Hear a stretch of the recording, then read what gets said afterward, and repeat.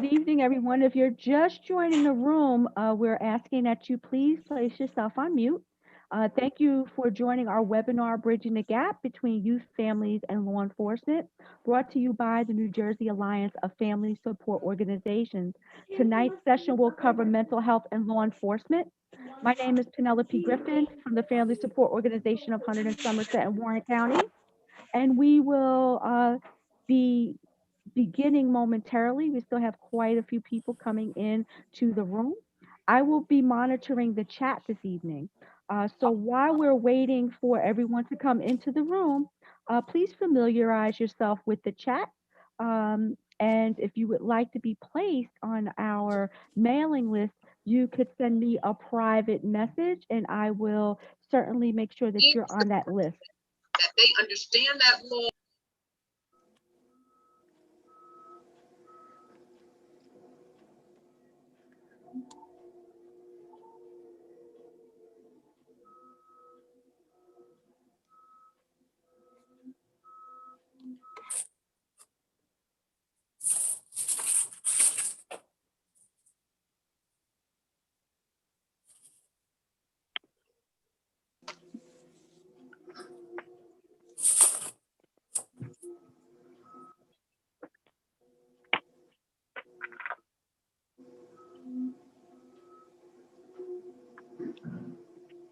If I do start video, they can't see me, right? Right now they can't see me unless I hit start video.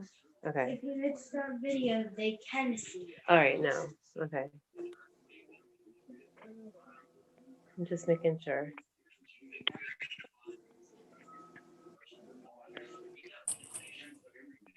Okay.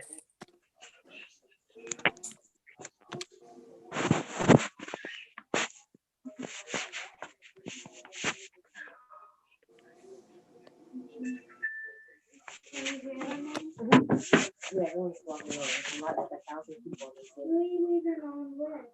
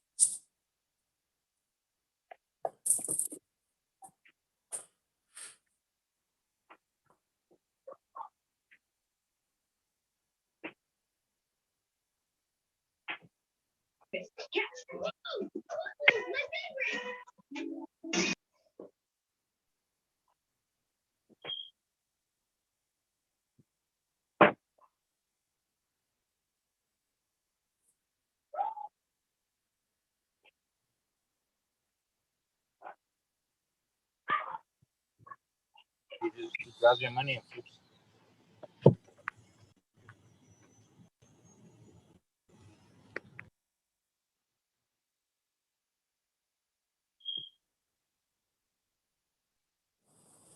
Good evening, everyone. We're going to start in about 2 minutes. Thank you for being patient. We're just waiting for some more people to come into the room.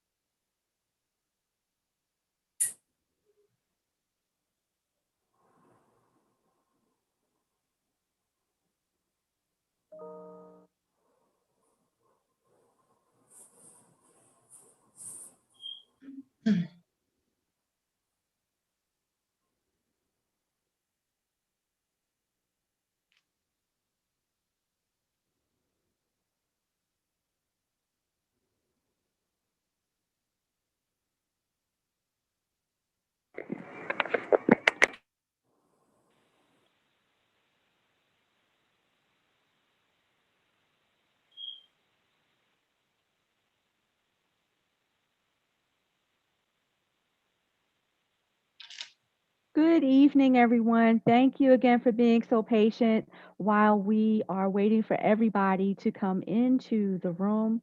I would like to thank you for coming out this evening. Please make sure that as you enter the room, that you place your microphones on mute so we can make sure that everyone is heard.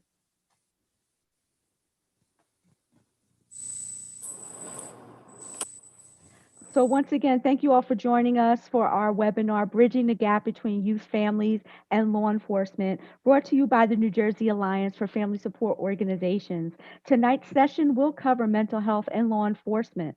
My name is Penelope Griffin from the Family Support Organization of Hunterdon, Somerset, and Warren counties, and I will be monitoring the chat tonight.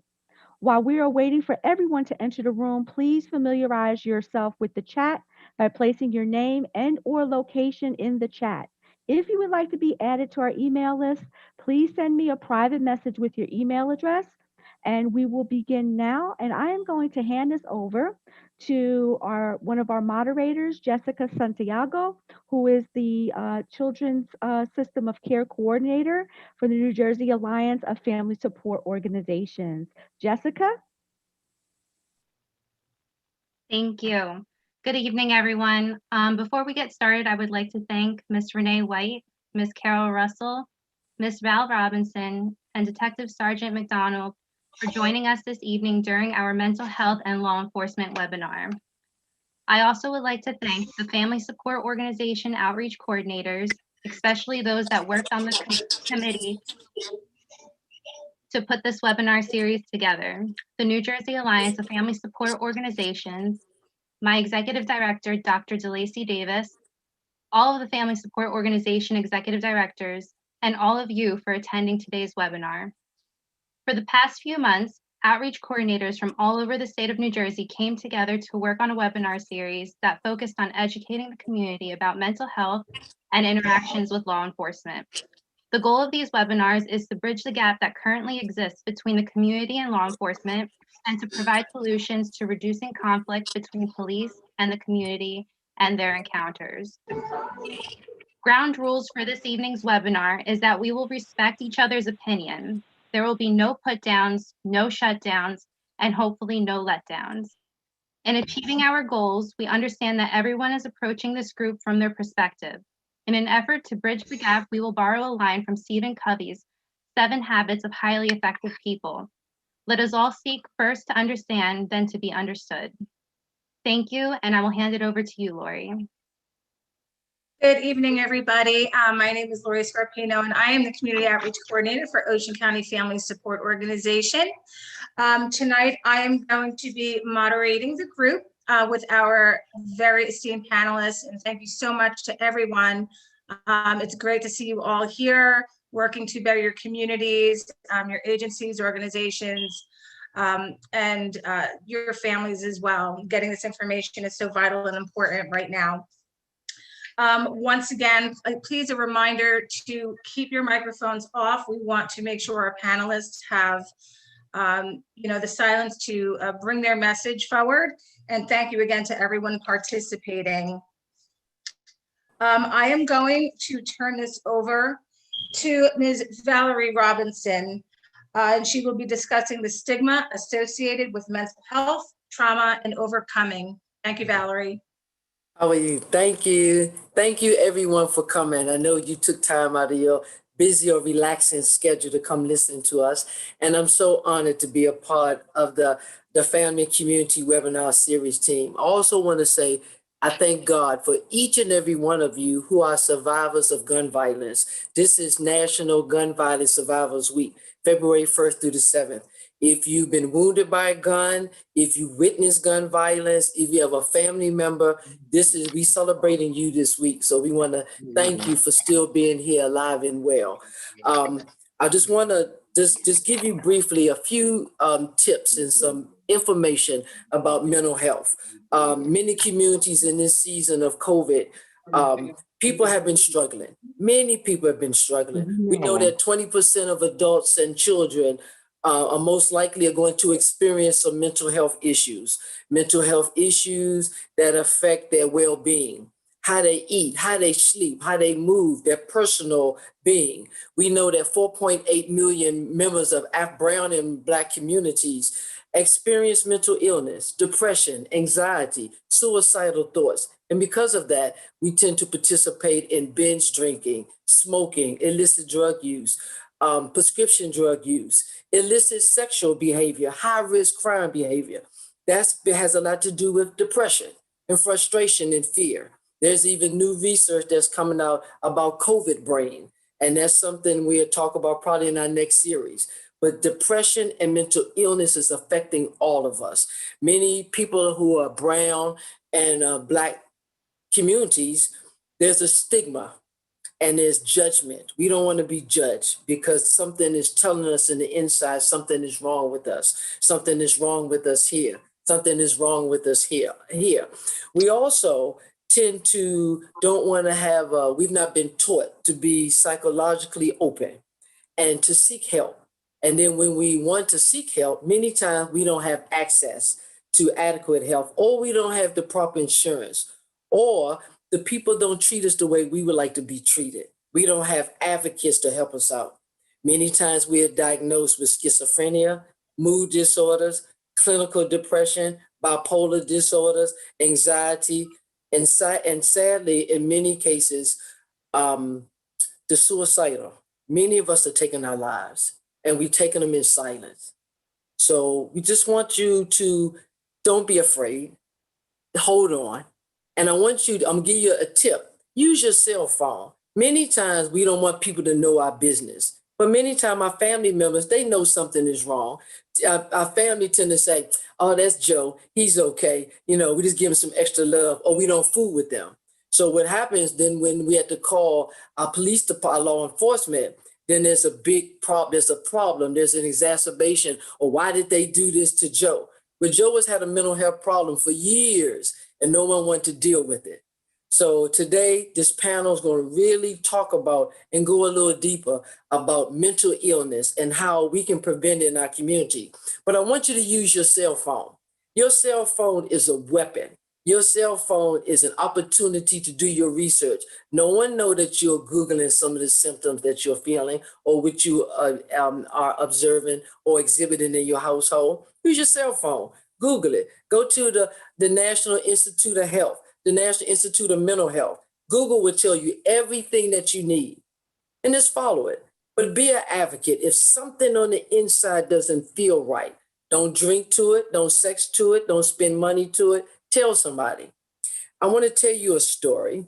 On the flyer, you see something that says love over hate. And Sergeant DeLacy knows this. In 2005, there's something we don't want to talk about, but as a licensed practitioner, I'm going to tell you this story. In October 13, 2005, I was leaving church and two young men that looked like me, Black men, stuck a gun in the middle of my forehead and they pulled the trigger 3 times. And it's only by the grace of God that I'm still here. They got frustrated with me and pushed me to the side. And I had a second to think, am I going to retaliate? Am I going to love or am I going to hate? I looked up to the sky. I looked up to God and I said, thank you. I got it. And it's going to be well with me. And I have dedicated my life more into the community than I ever had before. In 2007, I opened up a company to go into inner city community to teach more. I figured there's a reason why those young men tried to hurt me and kill me. There's a reason why God left me in the earth realm to continue to teach and to give.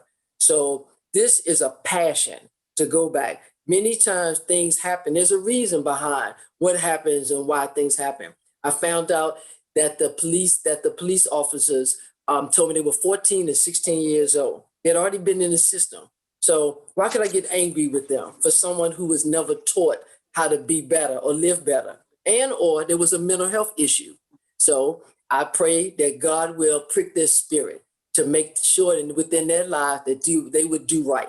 Never wish any harm on anyone. Also want to let you know that there's a myth about our law enforcement.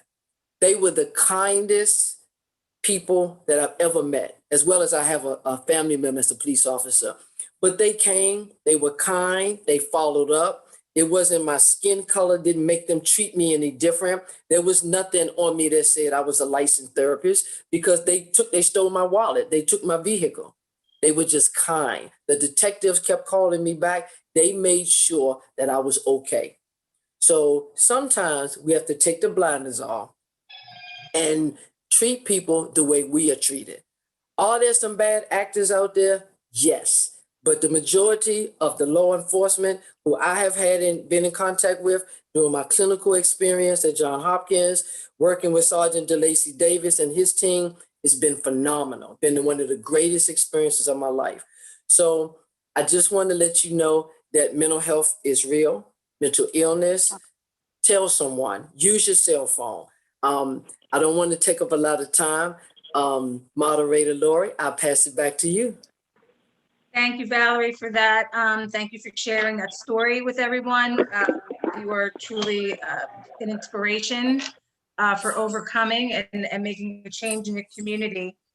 We're going to move into Jessica. You want to start with a polling question?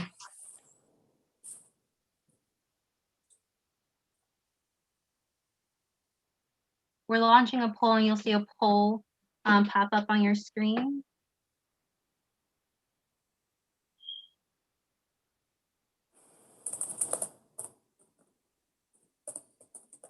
And for each poll, you'll be allotted 1 minute to answer.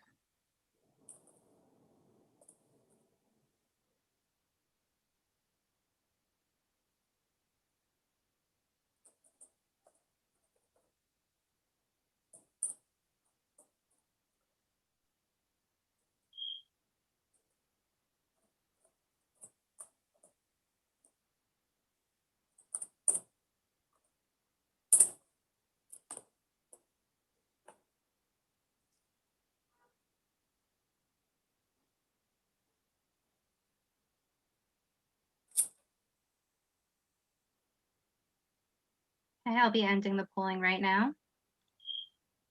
And I'll be sharing the results with the group. So 46% of the participants stated that they feel safe, 37% protected, 33% anxious, 5% scared, 4% unsafe, and 4% threatened. Thank you, Lori. Thank you.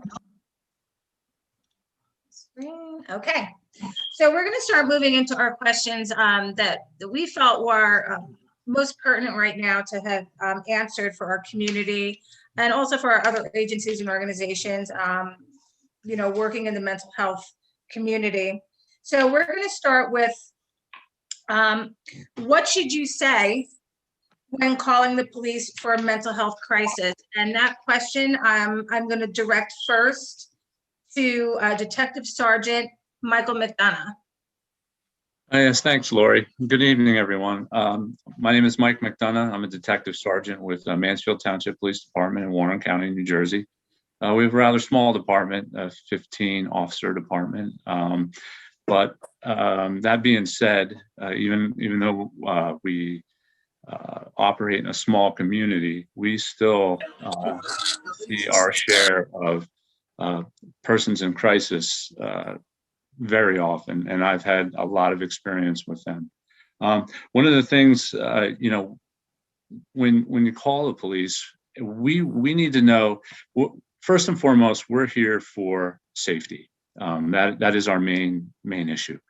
Safety of the family, safety of the person that's in crisis, safety of the public, and safety of the officers.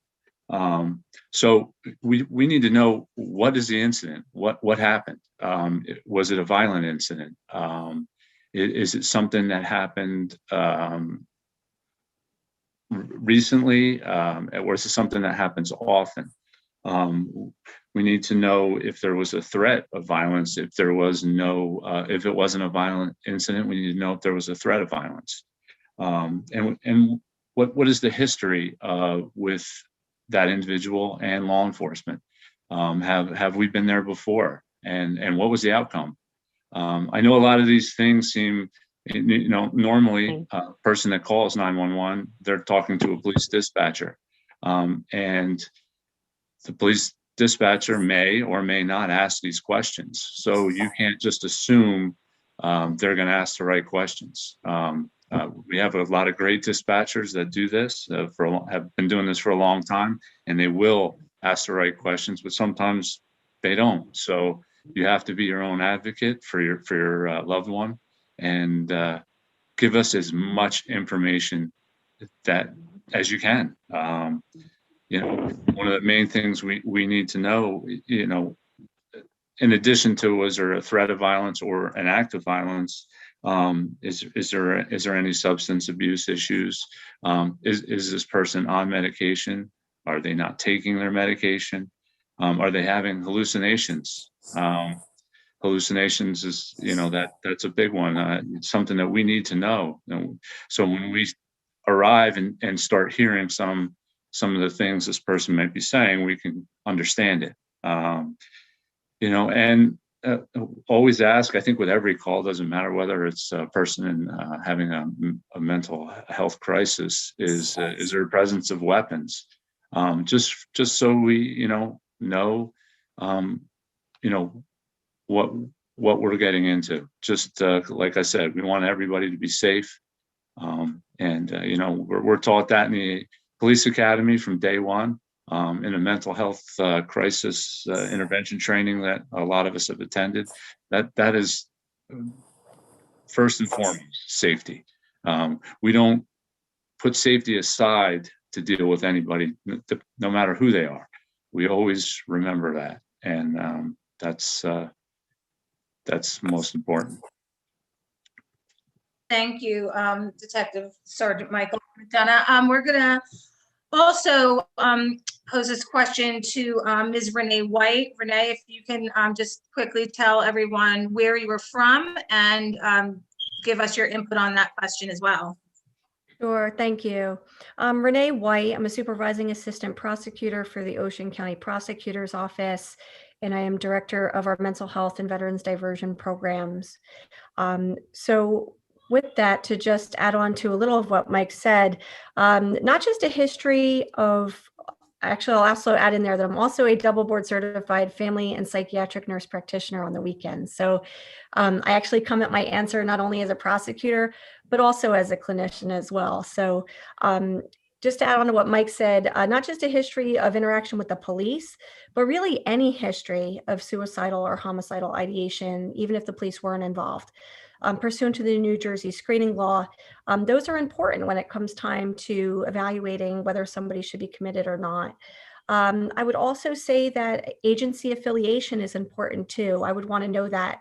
So that if there's already a pre-existing relationship with CPC or Preferred or Ocean Mental Health or Jewish Family Services, whatever agency it might be throughout the state, or really throughout any state, if there's a pre-existing relationship, those are the clinicians and case managers that know that individual, and it'll make linkage post-discharge from an emergency environment a lot more smooth.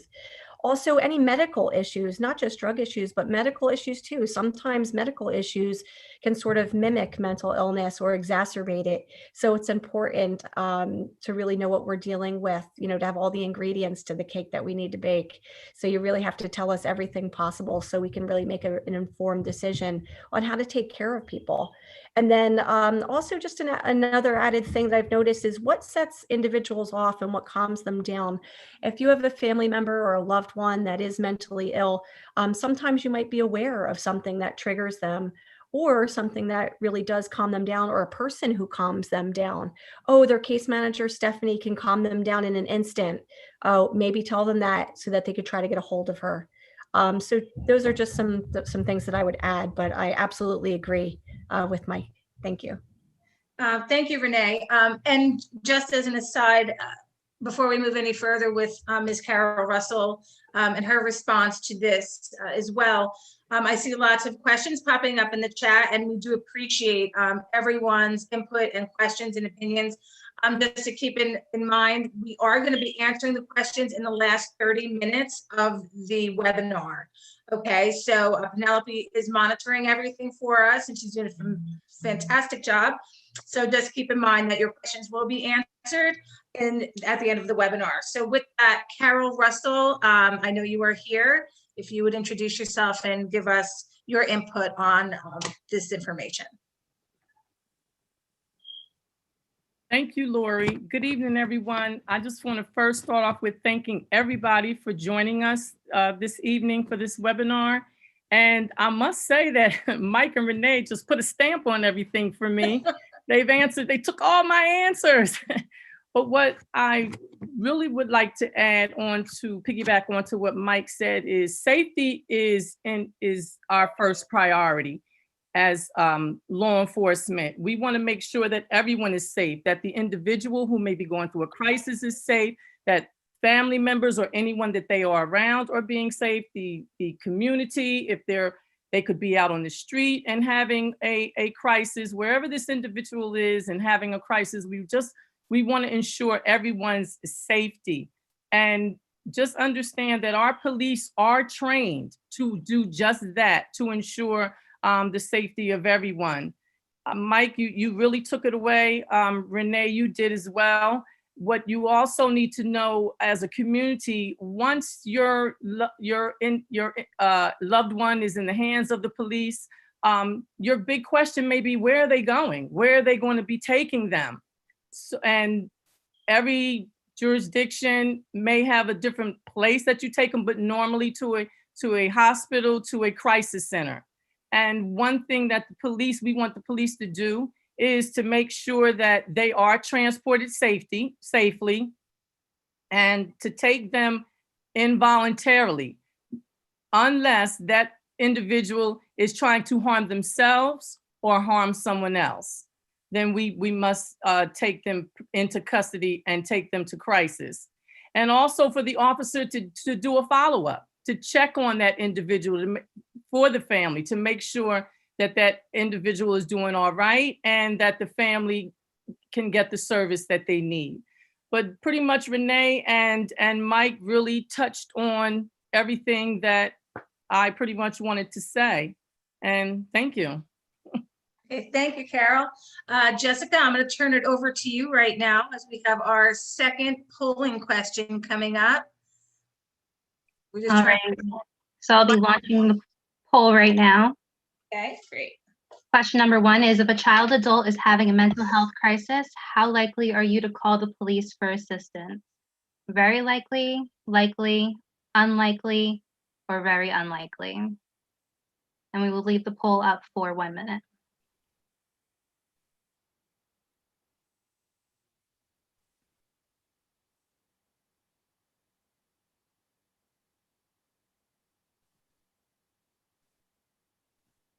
Are we supposed to answer that? Yes, there should be something that pops up on your screen for the poll. No, I'm on the telephone. I couldn't get into the Zoom. Okay, maybe the next polling question it will pop up. So she's On the telephone? Oh, she's calling in, okay. Yeah, this will only work if you are viewing from your phone or if you're on a laptop or an iPad or tablet. No, it's not letting me. Okay. Okay, sorry. Okay, I'm going to end the polling. I'm going to share the results. So 17% said that very likely, 36% likely, 33% unlikely, 15% very unlikely. 30% of our participants are from North Jersey, 35% Central Jersey, 27% South Jersey, and 10% out of state. Thank you. Okay. Thank you, everyone. And we love all this feedback and information that we're getting from everybody, which is the purpose of the polling that we're doing with you tonight. So we're going to move into our second question for our panelists. And what we're talking about is, what do police departments have in place should a mental health crisis call come in? And I would like to start that response with Renee, if you would. Sure, thank you. So it's hard to speak on behalf of every agency everywhere, but I could certainly speak to where I am and at least any municipality that does have CIT trained officers. So in Ocean County, I'm actually the law enforcement coordinator for CIT, which is Crisis Intervention Team Training. And in our county, as well as I would say 17, if not 19 of the counties in New Jersey, we have full up and running CIT programs. That's a 40-hour full-time, full-week training where officers get intense training, including role plays with regard to individuals in crisis. And that's whether they have a diagnosed mental illness, it could be grief, it could be intellectual disabilities, developmental disabilities, Alzheimer's, dementia. So all areas of crisis. So we have every single municipality has a CIT trained officer in the county. And not only that, a lot of our municipalities have multiple officers, and their job was to bring that back to their other officers in their department to share that information. So we have many CIT trained officers in our county. We also give MHAT training, mental health awareness training at our academy. Yes, I'm not interested. Please be through. That is 2 full days, whether it's a basic class, a special class of officers at night. They all receive mental health awareness training while they're in the academy. And then the special needs training for law enforcement, which was a AG, Attorney General mandated training in 2017. Again, all officers received that in our police academy, and every officer had to take that training in our county. So those are just some of the things that we have here.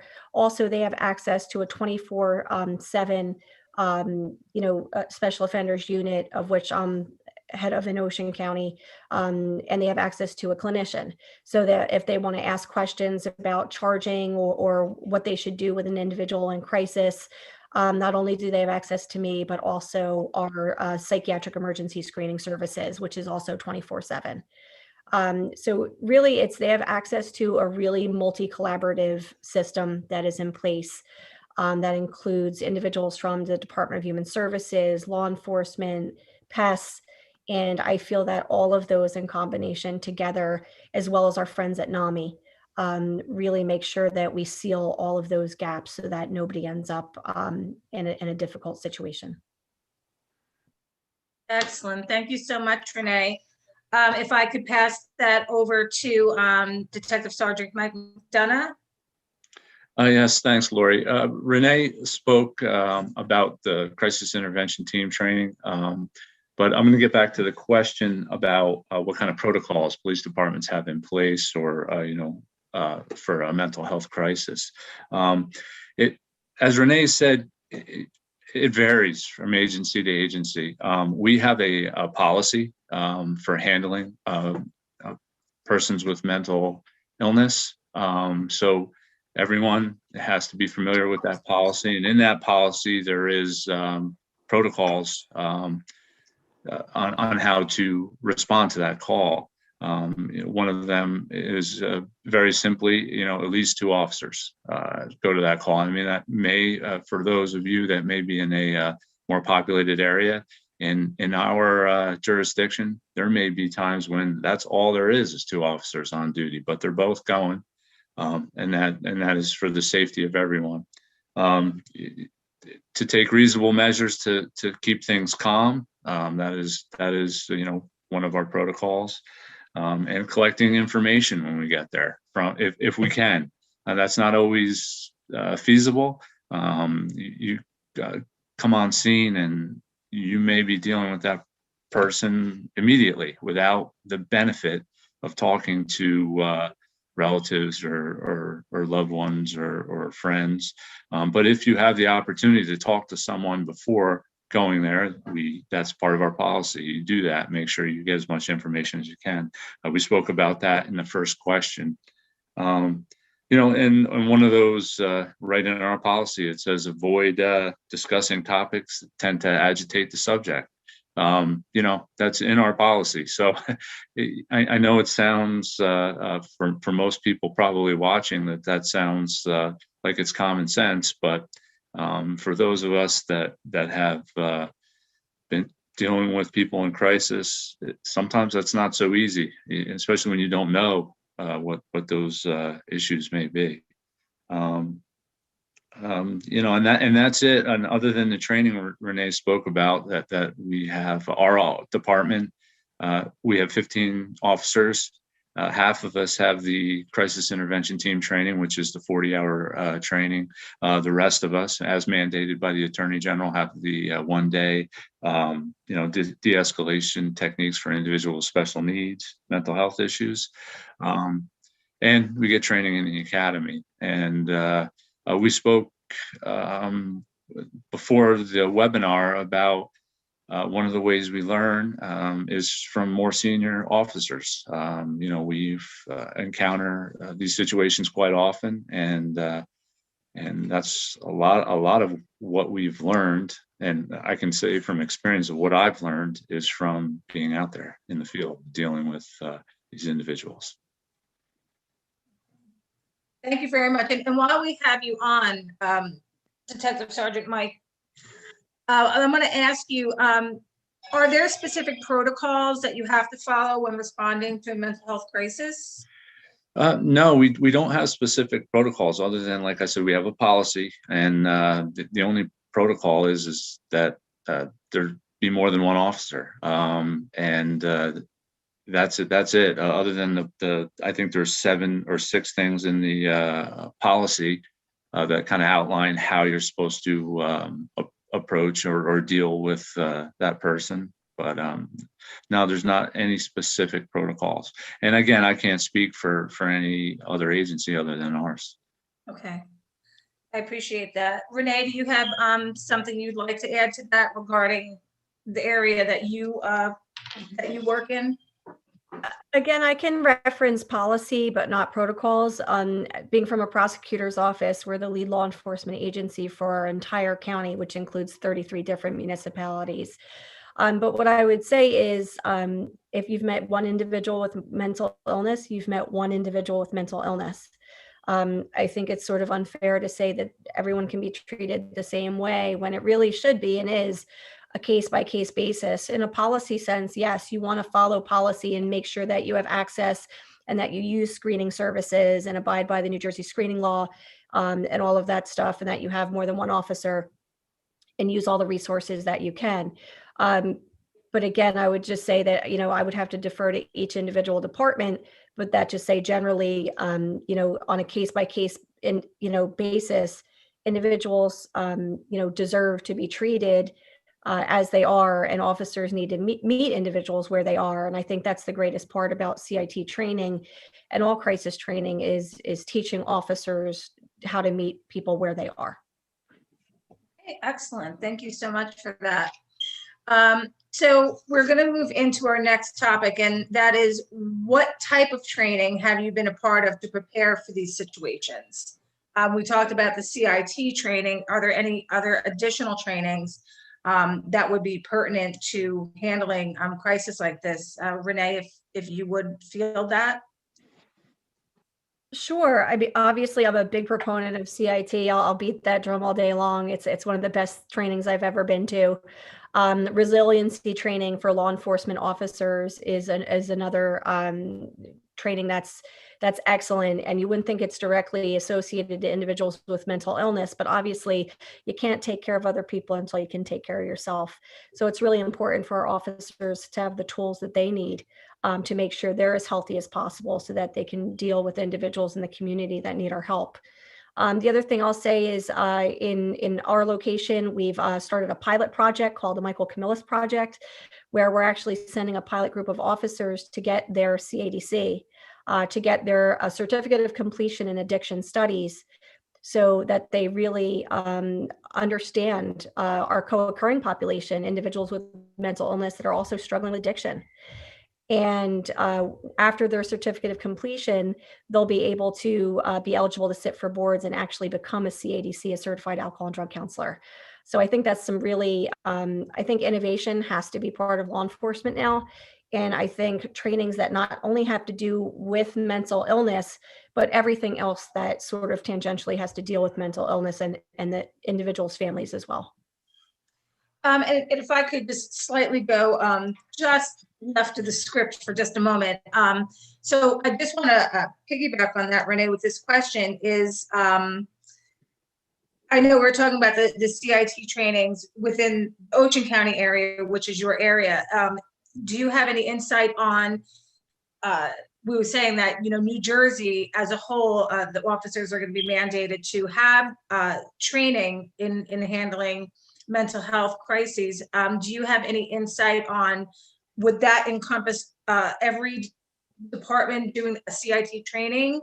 Or is that something that is voluntary based on township? Right now, CIT is voluntary. There is not a mandate yet, I will say. Obviously, a 40-hour training, not just in a financial resource sense, but in a personnel resource sense. We use 25 lecturers, 20 to 25 role players every time we do a training. And then there's not just the financial issue, but also the issue of you're pulling 30 to 40 officers off the street for 40 hours. So I would love to say in a magical vacuum that it would be easy to just mandate it. But where I am in Ocean County, we have shore towns that over the summer, oh my goodness, I can't even tell you how strapped our police departments are for resources over the summer. Our population literally doubles over the summer. So there's no mandate yet, but certainly with more resources and more attention brought to mental illness, we might be able to get there soon. So for a department, if we have any other law enforcement participating today from other counties that maybe haven't had training or a training to that degree, what would you say to them if they felt that this was something vital for their police department to get initiated? I would say go on CIT NJ, reach out to your county coordinator, and there's nothing to say that you're barred from going to training out of county. I often take people out of my county in my training all the time. I welcome individuals from out of county. They bring a lot of flavor to our trainings. Other, points of view are often wonderful. I know Warren has a wonderful program. And, to really just go to CIT-NJ, find out who your county coordinator is, contact them. And if they can't put you into a class, another coordinator probably can. Okay, excellent. Thank you so much for that. So we are going to go into another polling question. Jessica? All righty, I'm going to be sharing poll question number 3. And the question is, if you had an experience where you observed a police officer responding to a mental health crisis, the outcome helped me trust our police more, caused distrust in our police, caused uncertainty in our police, helped me understand the difficulties the officers face when responding to a crisis. I'll leave the poll up for 1 minute. Oh, and who did this? It's on you.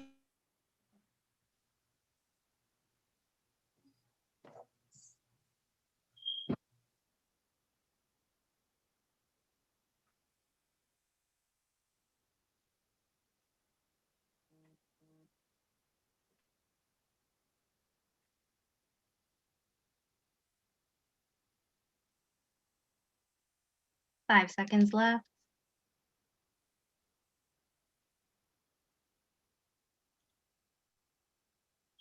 Okay, so 18% stated it helped them trust the police more, 17% caused distrust in the police, 32% caused uncertainty in our police, and 53% helped me understand the difficulties the officers face when responding to a crisis. Thank you. Very good. Thank you so much, everyone. So I am going to move into one of our other questions for our panel. And we would like to know, which I'm sure a lot of us out here do, how are police departments building relationships with the community? If Ms. Carol Russell, if you would like to jump into that answer, I'd appreciate it. Sure. I'll take a stab at it, being former law enforcement. First, I think it's so important that the police have a good relationship with the community that they're serving. They first need to just recognize the importance of the relationship and take a look at the community that you are servicing. You know, identify the type of community service that they require. Who is it that you're servicing and what are their needs? One thing is community immersion. You want to immerse the officers within the community. I always believed in being a former police officer, retired sergeant, and as an acting police director, I believe so strongly in community engagement. I'm a huge component of community policing. A lot of officers aren't, but I was very huge on community policing, just being up close and personal with your community. You know, we're talking now, our title here is Bridging That Gap. So, and how are you going to do that if you don't have a relationship with the people that you are out there servicing? Okay, you need to have a little more active listening. Listen to what it is that your community is talking about. And that includes our young people. You know, you have to include the youth. They are the upcoming adults in the community. Listen to what they have to say. Get a feel on how they feel about the police that's policing their community. And also, what's so huge is you have to build trust. If your community doesn't trust you, well, that gap is going to continue. You have to be able to go out, interact, see what it is that they need, talk with them. You cannot have a relationship with them if you're in a patrol vehicle, just driving by with the windows up, not even having eye contact with any of the people that are out in the community and expecting, you know, everything to be okay and having a good relationship. You don't want to treat every encounter that you go to in an aggressive manner. I think we talked about this, Lori, at our meetings where, you know, police officers can't always just think with the criminal mind. You can't think because someone had an accident, instantly they were intoxicated. Well, maybe not. They could have had a medical emergency. So you want to go into it with an open mind and, you know, take every incident solely on its face. Just have a positive relationship with your community and have a genuine investment in the community. I was very strong on officers living within the communities that they service. That's right at this point through civil service, the department I served with, which was Trenton, it's governed under civil service. So you have to be a resident in order to come onto the department, but as soon as you are sworn in, you can leave and live anywhere within the state of New Jersey. I think you have a stronger investment in that community if you're there and you see what is actually going on within that community. If you live there, you're going to be invested. So, and you'll be able to build that relationship with the people that own, the business owners, with your neighbors, with the school personnel, with, you know, faith-based, the faith-based community. Everyone that's a part of that community, you should and will have an investment in, because you know what's going to happen is going to affect you and your family, the way the police are policing that community. So there really are a plethora of ways that we can really try to bridge that gap and extend that olive branch. The police department really should be able to extend those arms, extend that olive branch to the community and get the community involved. I believe that the community needs to be involved. If you're going to service a particular community, how do you know what they need if you don't involve them? That's like you going to the doctor and the doctor just tells you, I'm going to just give you this medication. Well, wait a minute, you don't even know what my ailment is. So if you know what the community needs, you have a discussion with them, involve them in your plan. I think that will kind of merge them into how you police and be able to have a better relationship with the police. Okay, thank you, Carol. And Detective Sergeant Mike McDonough, do you have any feedback on that question as well? Before it slips my mind, one thing that Carol said that I think is very important when she spoke of the youth. One of the things we do in our department is make contact with them. We have a great relationship with our school administrators, our chief. Let me start by saying it is a cultural thing within a police department to go out there and make these relationships. If it doesn't start at the top, it doesn't go anywhere. And our chief, he mandates that our officers walk through that school, and it's not a security thing. It's just, you're going to go down to that school and you're going to walk through that school almost on a daily basis, depending on how busy we are. And that is huge. All the kids in our community know who we are. All of us, detectives, everybody goes down there, and it's a big deal. And it's helped us. If we see them in other situations, and the other way that we have contact with the community is through our businesses. Every jurisdiction is different, every town is different, and their makeup is different. So, we have a lot of businesses that we will do stuff like we have a couple officers that are dedicated to community policing. So we'll do coffee with a cop. We have a business in town. They're a farm, really, but they have a market, and they hold events all the time in the summer for the community, and they always include us. And it's a great thing. So because people from all over, not just our town, but from all over the surrounding areas come, and they get to interact with our officers, and it's worked. It's been great. So. That's great. That's great. We love hearing everyone's ideas, especially for anyone out there that is in law enforcement, to be able to walk away with some of these ideas. If you're, if your particular township is not participating in any of these things, to reach out to maybe some others and get some ideas like you guys are sharing here with us tonight. So thank you so much for that.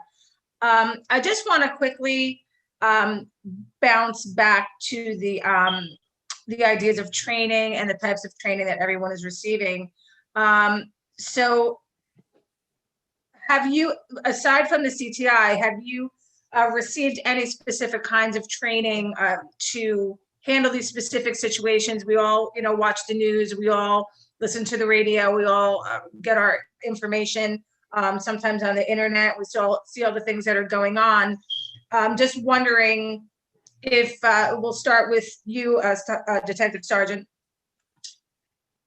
Have you had any specific kind of trainings to handle these kind of situations? And additionally, what kind of trainings do you receive to maintain your own safety? I think it's important for families to know that, it's everyone's safety could be at risk.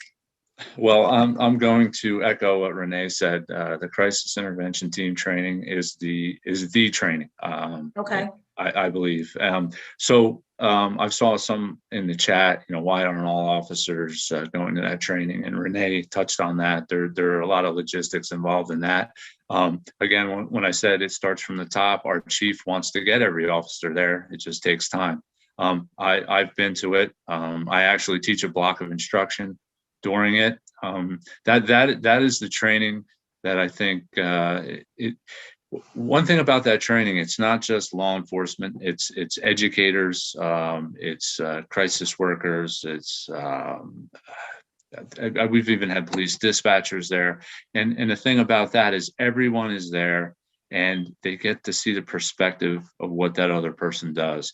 And for police officers that get sent there, even if they don't, maybe that wasn't the training they wanted to go to, they will always walk away with it with a great respect for everybody's occupation and a great understanding of the just the intricacies of dealing with persons in crisis. So that training is the best one I've been to, and honestly, it's the only one that I know of other than the one-day training in mandated by the Attorney General. Now that training it mirrors the CIT training, but it's 1 day as opposed to 5 days. You spoke about officer safety. That training, the crisis intervention team training, that is talked about the whole time. And during the role plays, when an officer is not being safe, they find out quickly because they come away from that training, with a little bit of humility that they may not have either survived it or may have been injured. Obviously, that doesn't happen, but during the role plays, but they will be told, well, this would have happened to you because you weren't paying attention to safety. So we don't want any of our officers to go into a training thinking, oh, when we deal with people, we're just going to put safety aside. We're gonna just be communicators. Well, communicating is a huge part of it, but being aware and listening is the other part. Okay, thank you very much. Renee, I just want to bounce over to you with very much the same question, but I also want to stretch it a little further on addressing, the mental health response, but as well, how does that speak to the IDD community? That's a great question. So where we are, we make sure we have additional training on top of, like, CIT is the gold standard, and we do have IDDD training within CIT. However, we also have separate and apart training by POAC, so that our officers get specific training from the parents of autistic children to really drive home the importance of that population. So Ocean County within New Jersey, I believe we have the highest IDDD population in the state. So again, that one size fits all, I'm not a big fan of that because, different localities have different needs.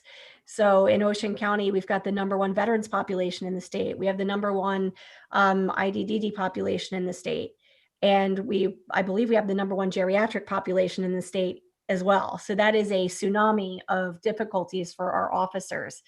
But as far as additional training is concerned, I'm a big proponent of tuition reimbursement for officers, so that if they want to get a degree in psychology or if they want to get their MSW in social work, their chief should be supporting them in doing that. It doesn't necessarily, I think historically it's always been criminal justice related or a master's in public administration or criminal justice. Again, innovation has to be woven into law enforcement. And I think, today is the day where if somebody wants to learn Spanish, right? If somebody wants to, get a degree in psych, I think absolutely that's something that we need to encourage more. We think of training as these 1 day or 40-hour a week trainings, when training is education, and that could be formal education too. And I think officers need to be encouraged and congratulated when they decide to enter into that. It's important. Okay, excellent. So Detective Sergeant, I just want to bounce right back to you with with a thought. So for a community that maybe doesn't have a lot of engagement or relationship with its police force, what would you suggest to the community to try to build that relationship with their police force? That question, what I would suggest is to get the community leaders to speak with the chief. Like I said, with a lot of different things, these are cultural issues within the police department. A police department has its own culture, and that comes from the chief or the administration. When you have a chief or an administrator that has community-oriented goals, then it just happens, and there isn't. It's easy. But if you don't have that, well, you need to impress upon. You have to be your own advocate, and being a tax-paying citizen, give the chief a call, and if in this day and age, he should be giving you a call back and, pay him a visit. I don't know how, if there are any chiefs on this, on this webinar right now. They might be calling me later, but that's all right. I don't, that's what you're there for, so it's something that if you want your police department to be engaged with the community, it starts at the top. Just to dovetail on what Mike said, I think, also, if you invite them, they will come, sort of like that Field of Dreams motif where, you don't necessarily have to go there, but, invite them out to see whatever it is you want them to see. Invite them to where you are. A lot of people like community engagement now. It is sort of the newest hot topic. And they might want to be able to get out there and they just don't know how. So don't be afraid to make invitations as a member of the community. Invite them to your town hall, invite them to your community groups, whatever it might be, and see if they'll come, because I bet you many of them would. Awesome. Thank you so much for all the input.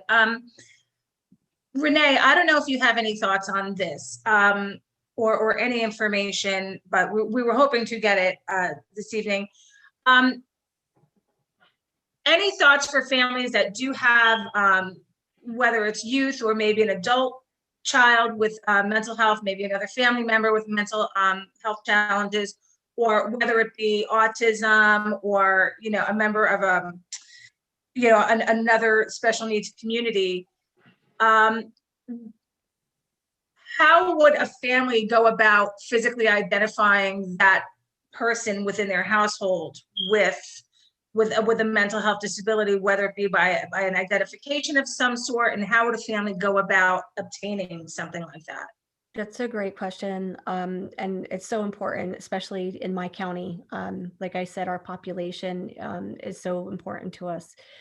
I know in Monmouth County above us, there's a special needs registry. We don't have that in Ocean County. However, I know a lot of families that actually take it upon themselves to call the local police department and have their family members flagged in the system, so that if there is a response, it's an appropriate one. I will say a few things, just as, an ER nurse of 10 years and working in healthcare for 23 or 24 years now. I've actually seen some Med Alert bracelets. So the old school Med Alert bracelets that would say diabetes on it, or whatever it might be. You might see them now with a puzzle piece on it, right? Or, my child has autism, or whatever the special need might be, or whatever the identification might be. So whether it's a Med Alert bracelet or simply flagging them within your individual department, and again, using groups like POAC to advocate on your behalf, saying, my police department, hasn't done anything for, an IDDD population. Could we try to maybe have a community event so that my child can meet and maybe even touch a police officer or be in close proximity to them, so that they're not afraid, or so that they can see it, in something other than a picture. So absolutely, just invite individuals to have a dialogue. Check your jurisdiction to see if there's a special needs registry, because a lot of individual counties do. And then Project Child Find, again, is something, great that we have in our county for individuals that are prone to wandering or getting lost, where again, you can actually, bracelet your child or loved one who might be a wanderer, so that, individual departments would be able to find them quickly. Thank you. Detective Sergeant McDonough, do you have any insight on that? What's going on in your police community as far as identifications for members of the mental health IDD community? Well, I do know, I don't know, I can't speak for, I know the sheriff's office in Warren County. I do know at one point they had it's called Project Lifesaver. I don't know if that still exists there. And I guess that just reflects the amount of individuals with autism in our community. I know we had at one point 1 or 2 that we knew of. But one of the things that can be done, and I think I saw it in the chat, and it absolutely can be done, is at our communication center, our dispatch center, there can be flags put in for that individual. So when an officer responds, they automatically know. And we encourage people that if you have a concern, call the police department and say, hey, I have a child that has, and I want to just say that issue, but any kind of anything really that you're concerned with, and you want us to know about it so we are better prepared, just give us a call and we'll make notes in our own system. We have a record management system that we can put in there, put information in there. So, because officers, when they come in, they're supposed to, read what happened at the prior shift or, the prior few shifts. And if they do see that name come up, they'll be able to have a better idea of what what they have out there. So. Thank you. And Renee, very quickly, I believe that here in Ocean County, we do have the Project Lifesaver at the Sheriff's Department, correct? Right, I probably misspoke. Are you muted? Oh, sorry. I think I misspoke saying Child Fund because that's what we used during Bring Your Child to Work Day. But Project Lifesaver, same concept. Absolutely, they can use the frequency to locate them if they're braceleted. Okay, great. And Renee, just while you're here and speaking, in talking about the CTI with police officers, is there a differentiation between how we respond to youth with mental health crisis or how we respond to adults with mental health crisis? I mean, yes, with regard to resources, of course. So depending on what county you're in and what state you're in, dictates what resources you have. So I know Chicago has a full, separate and apart 40-hour juvenile CIT on top of their adult CIT. We have juvenile providers that actually come as instructors to train specifically to juvenile issues within our 40-hour CIT week. There's also juvenile role plays as well. So ours is woven into that 40 hours, but there are other jurisdictions throughout the US that, contribute 40-hour full weeks to it. We're just not one of them, but we certainly weave it in. And that way our officers actually can put names to the faces of the juvenile services in our county by having them as instructors in CIT. And then they also get to hear about the resources if they haven't heard about them already. They might see them on paper, but I think having the head of, the children's services actually, you can see their face, identify the name with the face, and then have them tell you about the resources, I think is a lot different than just simply reading it on a piece of paper. Okay, thank you so much. Jessica, would you like to follow up with a new poll? Yes. So I'll bring up poll question number 4. So the question is, when was the last time you had an encounter with the police? A week ago, 30 days ago, 60 days ago, 90 days ago, more than 90 days ago, not at all. And I'll keep the poll up for 50 more seconds.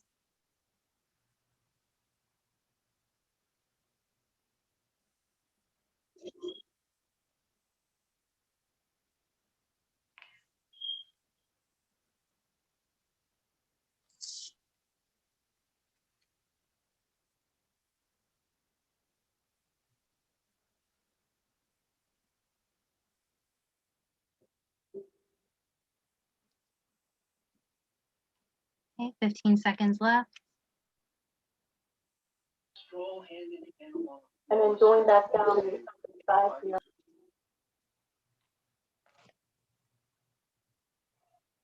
Okay, ending polling. And the results are 11% said a week ago, 11% 30 days ago, 4% 60 days ago, 3% 90 days ago, 54% more than 90 days ago, and 16% not at all. Thank you. Thank you, everybody, for participating in this polling. the information that you provide us is so vital to making sure we have all the information accurate for you, you know, as we go through our webinar series. Jessica, would you like to throw up the next polling since it's a short one? So polling question number 5 says, I am able to identify a true mental health crisis in my home. Yes, no, sometimes, not applicable. And I'll leave it up for 40 seconds.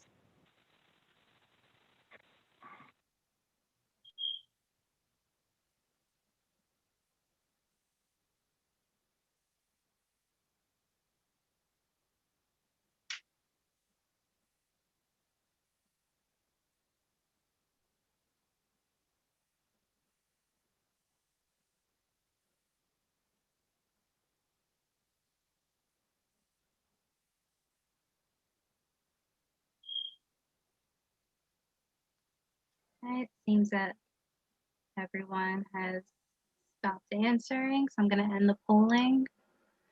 So we have 64% said yes, 3% said no, 20% sometimes, 15% not applicable. Excellent. Well, and I love the confidence in this group that you are certainly able to identify a mental health crisis in your home. That really helps us understand your need. And also, you know, for those of you who feel like you can identify it, you know, hopefully by the end of this webinar, you will have the resources to help you identify when you are experiencing a true mental health crisis in your home, and have the resources to assist you.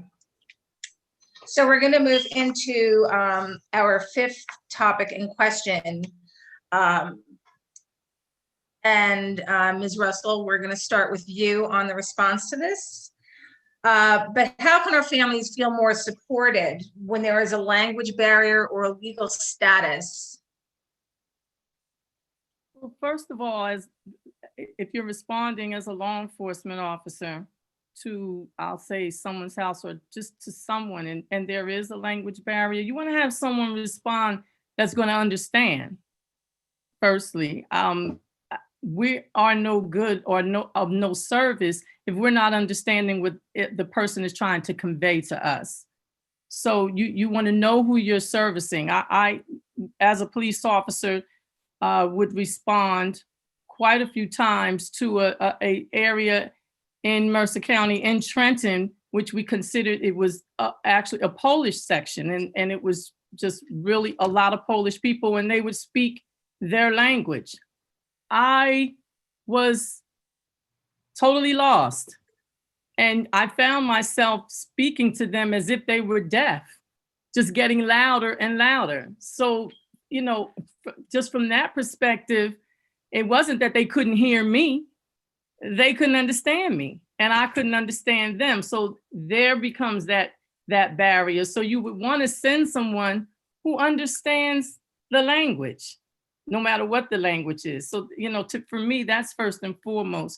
Just know who it is that you're servicing, and you have to send the appropriate people to respond to them.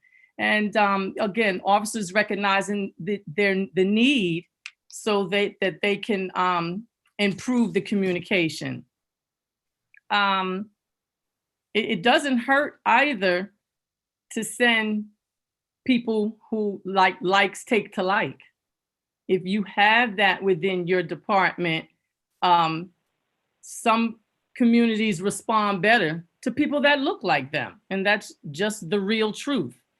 And that has been my experience. I've responded to numerous jobs in certain areas in my community where I was servicing, and the people actually said when I got there, "Oh, I don't want to talk to you.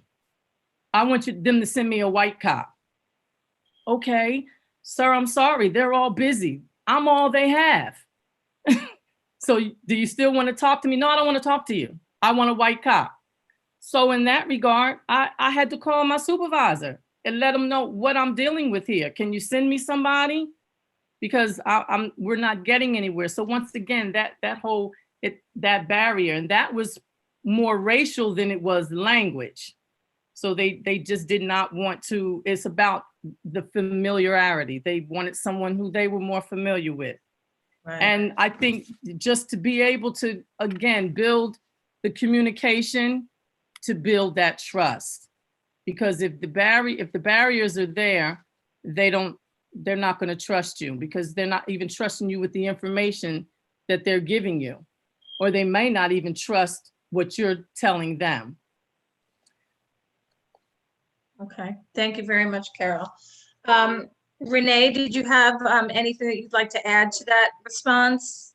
I would say, in the sense that we're here for mental illness or crisis, I would just say to everybody, both on the law enforcement side as well as the family and community side, don't wait for a crisis. If you know there's a language barrier between you and the agency and your jurisdiction, or vice versa, handle it now. You know, make the inquiry. Do they have the language line for their agency now? Some officers don't even understand or realize or know how to use the fact that they have the language line, just like we used to use in the hospital. Also, Google Translate is easy as pie for most people. I don't want to say under a certain age, but everyone is tech savvy today. A lot of individuals have smartphones, even in our underserved areas. So you'd be surprised what youngsters perhaps on the scene could actually whip out Google Translate, which in an emergency might be able to at least provide some type of comfort that someone would be able to understand at least some small phrases. And then again, the other thing is that community engagement. When you have a language barrier, it's either, you know, don't wait for the crisis, start learning another language. And that goes both ways. And if it's a resource and financial issue, if you have individuals in your community that speak both languages or speak multiple languages, it's a great way to have a community ESL program or a reverse community ESL program where both sides can learn, and it actually forces both parties to engage with each other. So if you have officers that want to learn Spanish and their agency can't afford to pay for it, well, then have, you know, a SEL, you know, community program, and offer those officers, you know, a couple times a week. They can come and engage with members of the community, and maybe they can learn a little something for free and engage with the population. Thank you so much, Renee. With that, Jessica, we're going to go into our last polling questions. Yeah, so we're going to go to polling question number 6. And that question says, I feel I can have successfully managed a mental health crisis in my home. Not at all, occasionally, majority of the time, every time, or not applicable. And I'll leave the poll up for 40 seconds.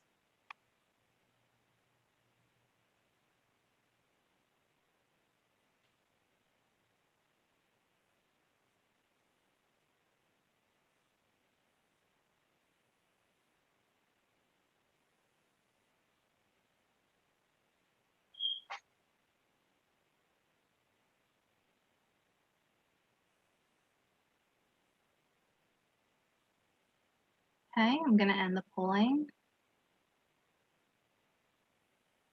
So 3% said not at all, 22% occasionally, 36% majority of the time, 16% every time, and 25% not applicable. Okay, screenshot that. Okay, I'm going to pull up polling question number 7, which is our last polling question. In your experience with a mental health crisis, were there co-occurring factors such as substance use, domestic violence, etc.? Yes, no, not applicable. Now I'll leave it to pull up for 40 more seconds.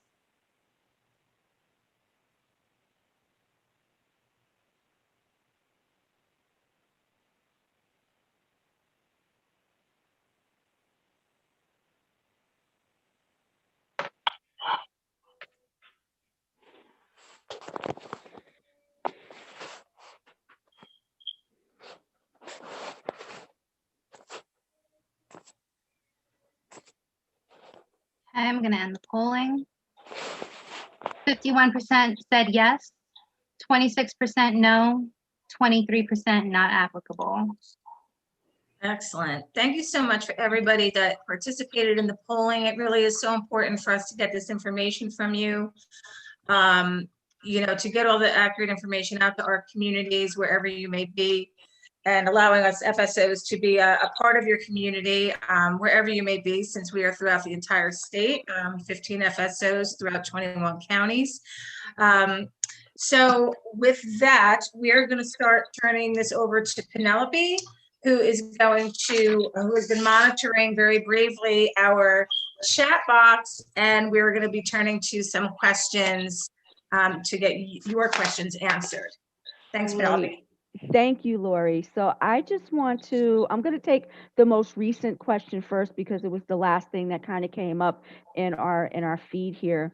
So in regards to questions 6 through 7, there was a question to clarify how we can identify. What do we mean by identifying those mental health issues? Like, what is the clarity there? Because we may have people very well in this room who may not know how to clarify, give clarity to what identifying mental health issues. So I think that was the question that came up, is like, what is the clarity there? What do you mean by identification of health, of mental health? Renee, would you like to field that question? Sure.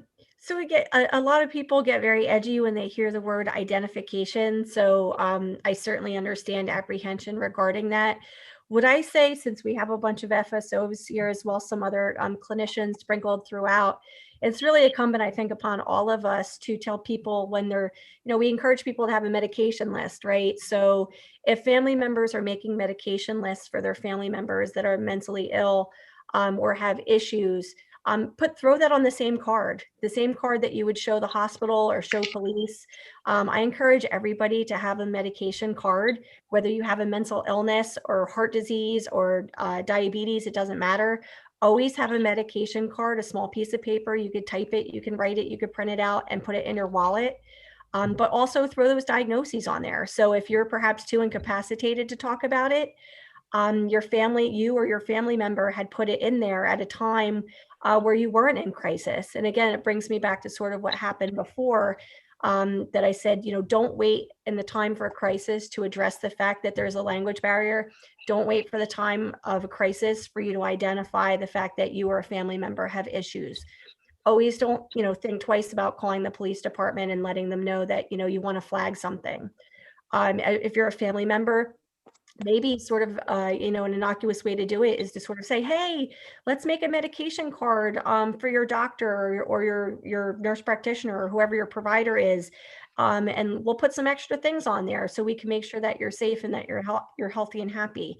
So I don't know if that's what you meant by identify, but it's sort of a workaround in order for us to be able to do that, as well as, just alerting law enforcement and not waiting for there to be a crisis in order to do so. Thank you, Renee. Any other of our panelists would like to jump in on this question? Valerie, go ahead. I would like to add that we need to be aware of what's going on in your home before you even get to a medication card or the hospital.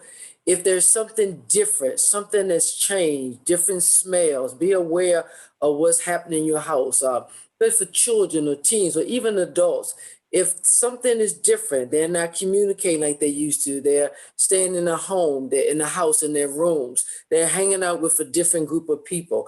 Look what's different around you, what smells come in the house.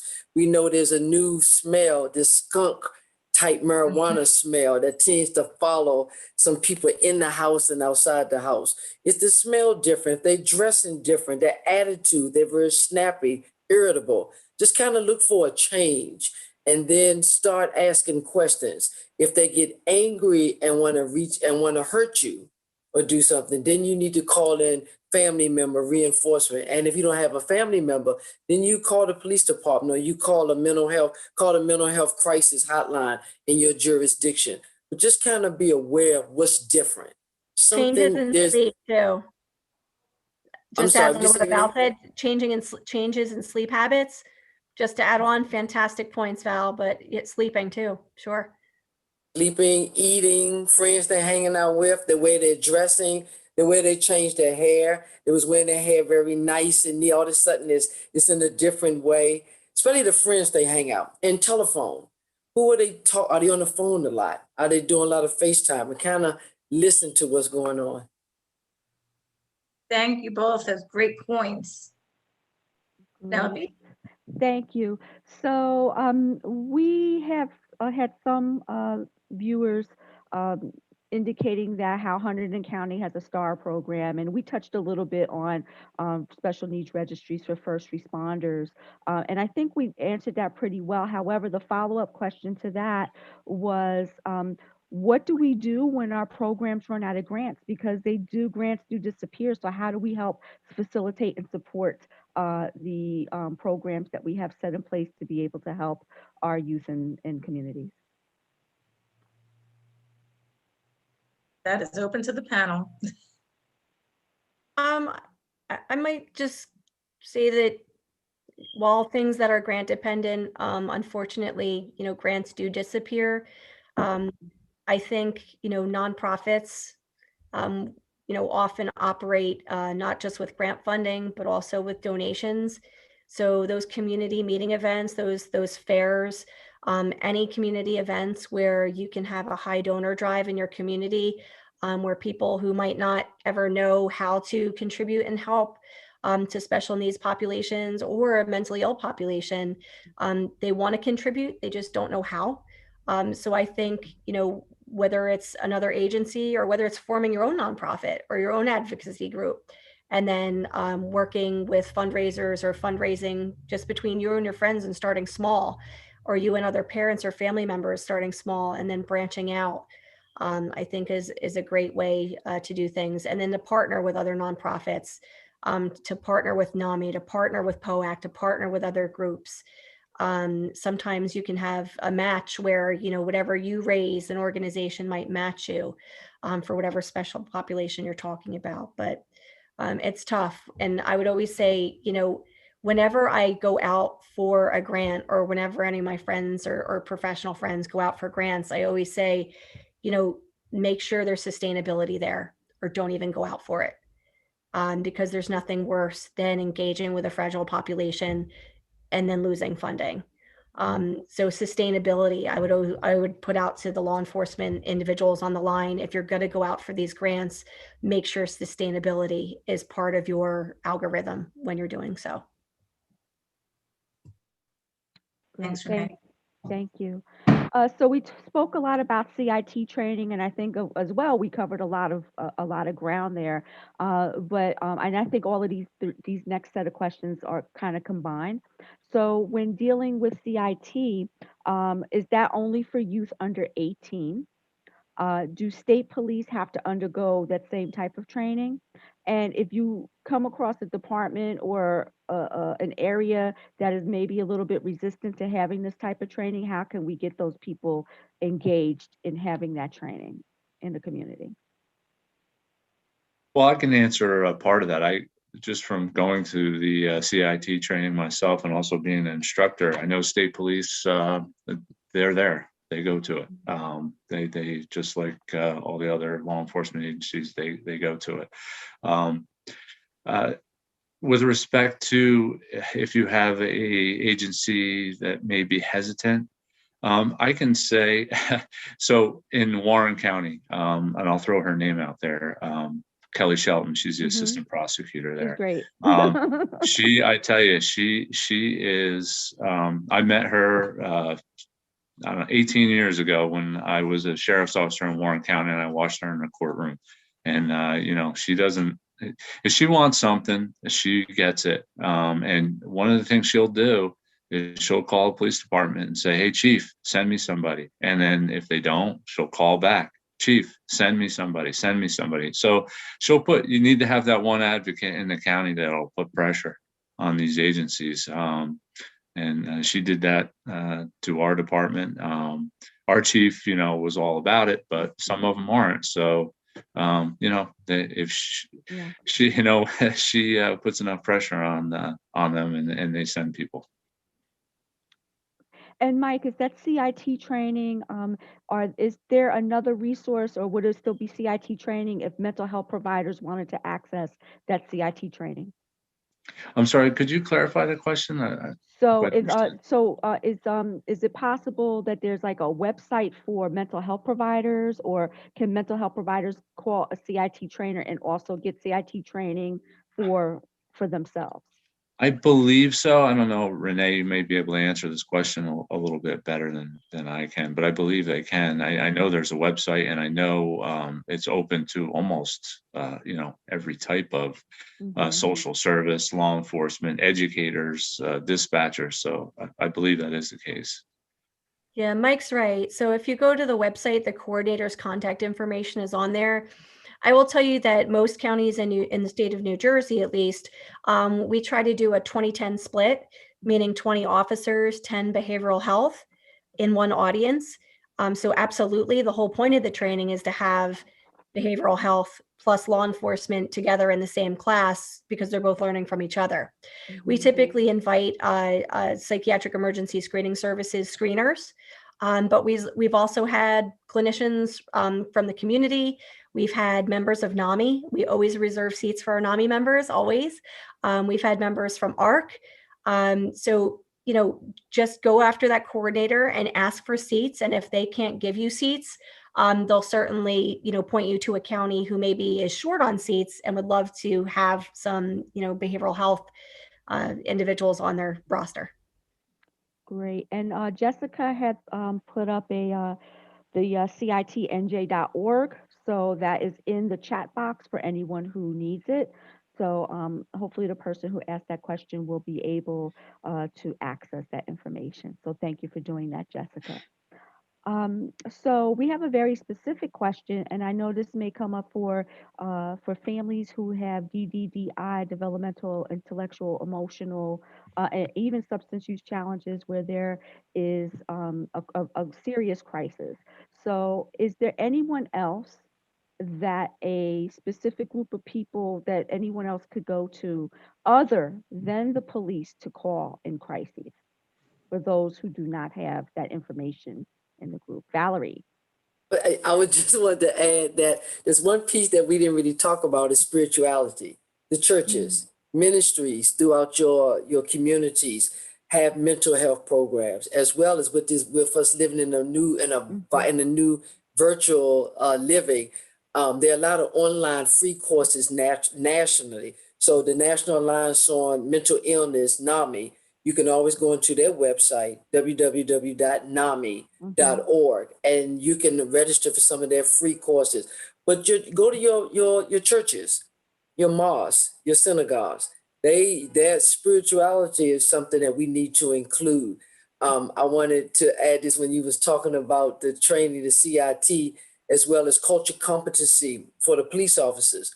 Once they understand the community, sometimes 40 hours of training is great. I'm not knocking that. But understanding the nuances of your community. There's a different nuance between South Jersey and North Jersey and East Jersey and New York, as well throughout the country. You have to understand the players of each community. Sometimes it's not about race and ethnicity.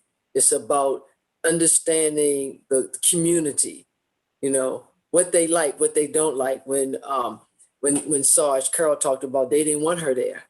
So maybe ahead of time, she could have known that they didn't like me, that place I cannot go as a woman of color, but I'm very clear, I'm connected to send someone else. But your church, spirituality is so important. Sometimes people are going through some things that need prayer as well as clinical. There's a merge between spirituality and science. So we merge both. And that's what Renee talked a lot about. Thank you, Valerie. So backtracking to the previous question, is there specific groups that families could reach out to over the police that would be able to assist their children in a severe crisis situation?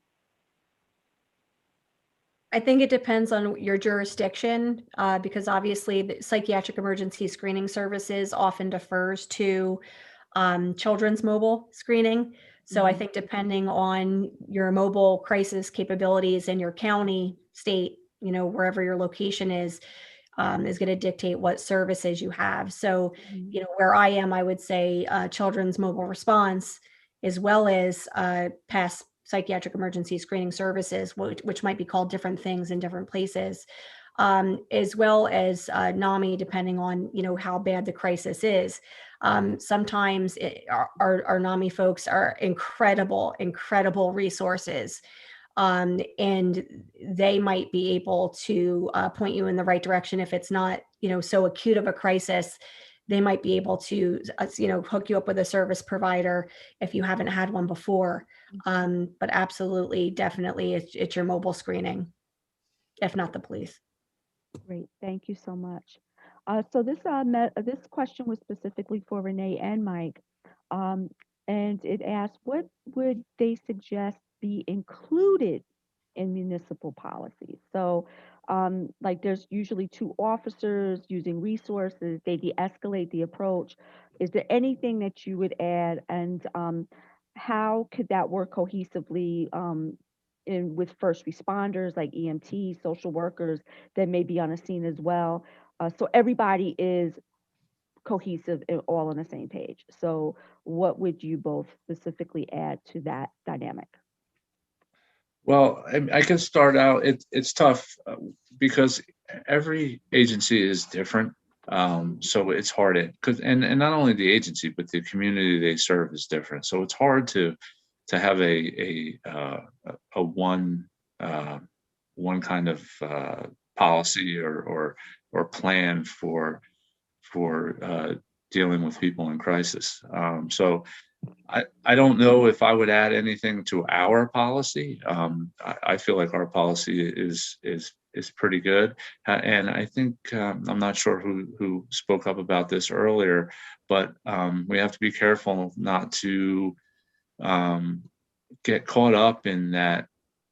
Having this nice, neat plan for every person, because there's so many variables, and not only with that person, but with the environment, with other people that may be in play. So it's really tough to put one thing in place or to add things. It's really dependent upon the situation and the community and the officers.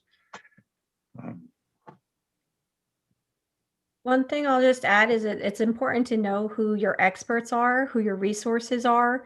So if you wanted to add that to a policy, I think sometimes maybe newer officers or even older officers might not know who the on-point people are for their agencies. Meaning, if they have a really great resource or a really great officer or two or three that are really skilled with, dealing with an addiction population or individuals that have mental illness or that are in crisis, they need to know who those resources are in their own departments in order to use them, because you're not going to use something if you don't know. So whether it's one person, one unit, one group of people, but there should be, I always think there should be an on point or a contact so that if you have X, you can call Y. And that might be just, a little bit of comfort, for some departments. Thank you. So there was also some comments made in between the questions, and two of them stuck out to me, and I think that we answered pretty much the questions in between, but people have often encountered playing a person's mental health, like basically an accusation of that somebody's playing a person's mental health challenges um, in order to have the police come there, um, or blaming the parents for the issue of calling the police. So, and that kind of is like a question within there. Um, how does somebody who's going through a crisis where they may have police who are not so responsive to their need, or maybe in a situation where they're blaming, how do they cushion that?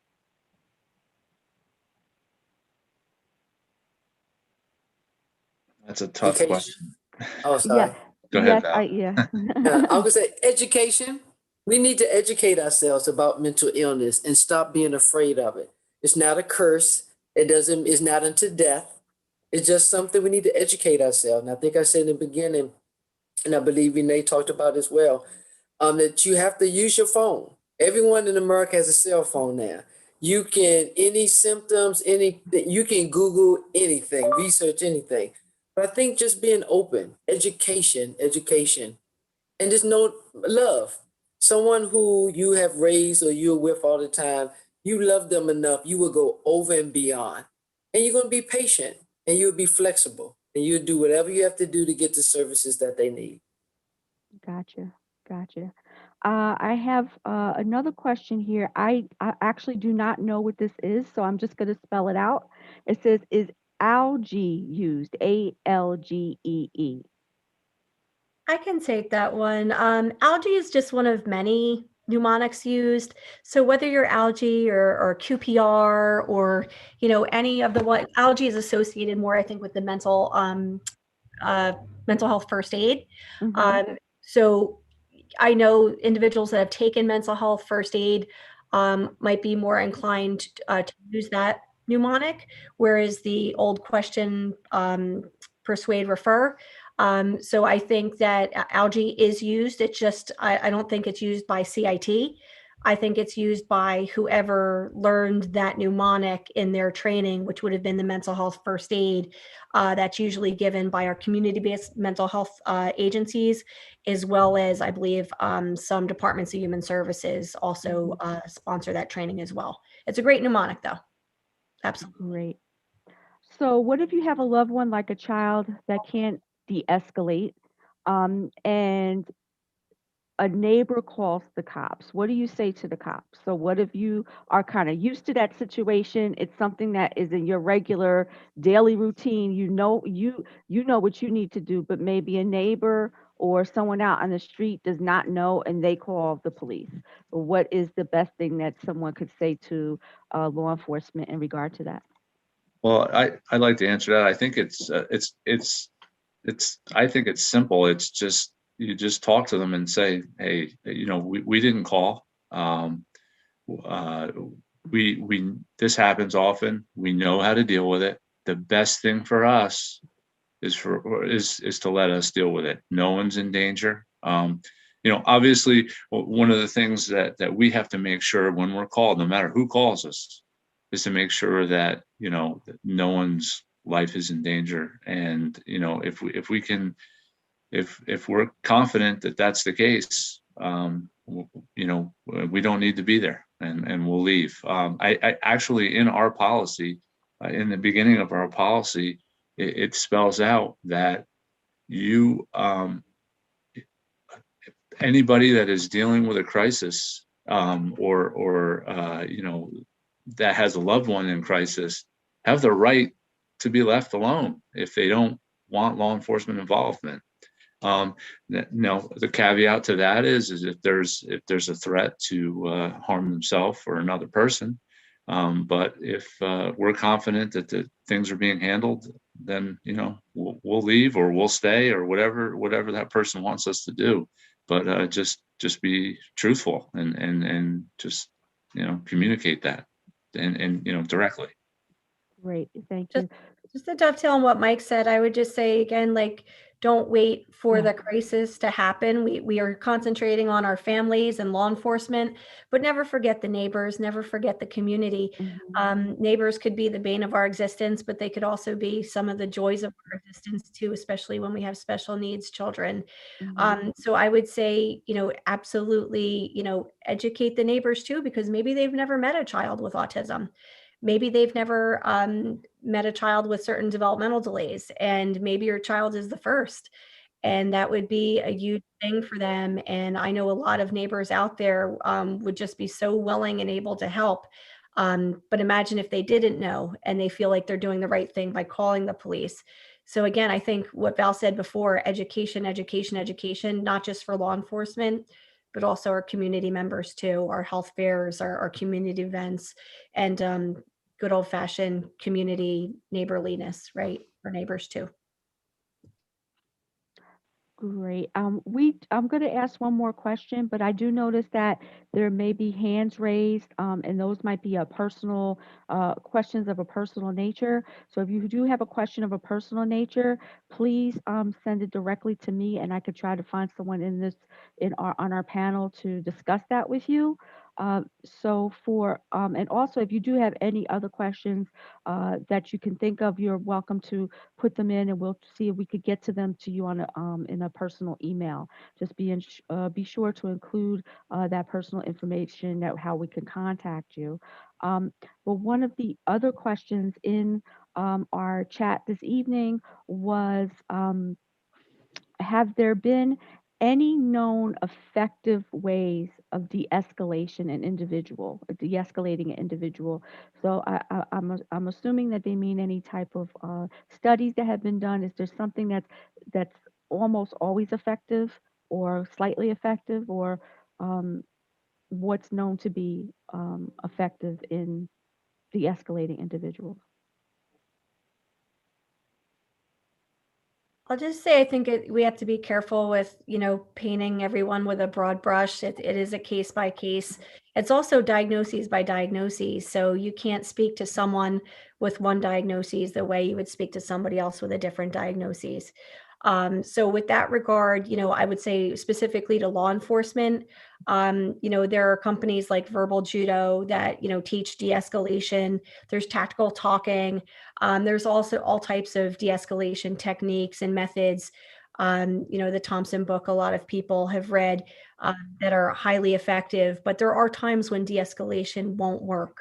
So I just don't think you can, there's not a one size fits all, but I think verbal de-escalation, when done well, I think has shown to be highly, highly effective. It's just not always effective. It's never 100%. There are things like excited delirium and other types of, substance-induced psychoses where, all the de-escalation in the world is not going to work. So on a case-by-case basis, I think verbal de-escalation, when done well by somebody who's trained, is absolutely effective. And I think, if I could add, I think you have to deal, if you know the person, then you have to maybe walk away. Sometimes it's okay to walk away because you don't want to get hurt. If they're having a psychotic episode and they start throwing items, or they could pick something up and really not mean to hurt you, but that's the way they are right there, you don't want to get hurt. Because we have had a lot of cases where family members have died or been severely hurt. And they didn't mean to. It was just what was going on with them right there, right there.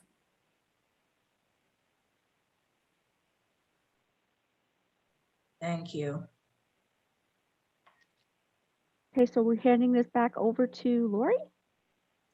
Okay, I want to thank everyone for being here with us tonight. I know sitting online for another 2 hours with us can be challenging after most of us spent the day on the computer as well. But I want to say a special thank you to our panelists, Valerie Robinson and Renee White, Mike McDonough, and Carol Russell. Thank you so much for sharing your expertise with us, your knowledge. And I hope that our participants are walking away with more information and valuable information that maybe you didn't have before. And I hope you all join us next week for the second part of our webinar series, which is what to say when encountering police. Is that correct, Jessica? Okay.